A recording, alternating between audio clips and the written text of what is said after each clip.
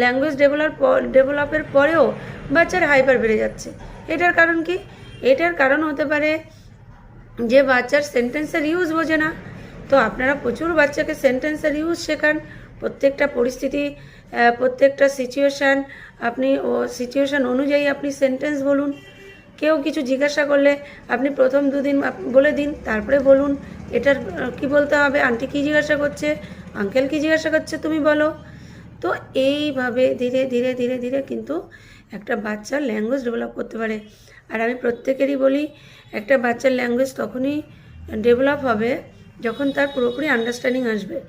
আর understanding ভালোভাবে না আসলে কিন্তু বাচ্চা হাইপার হয়ে যায়, বাচ্চা অল্পতে রেগে যায়। এই যে আমরা সুস্থ স্বাভাবিক মেন্টালিটির মানুষ, তো আমরাও কি রাগি না? আমরাও রেগে যাই। দেখবেন খেয়াল করে আপনিও কখনো কখনো রেগে যান, মানে আপনার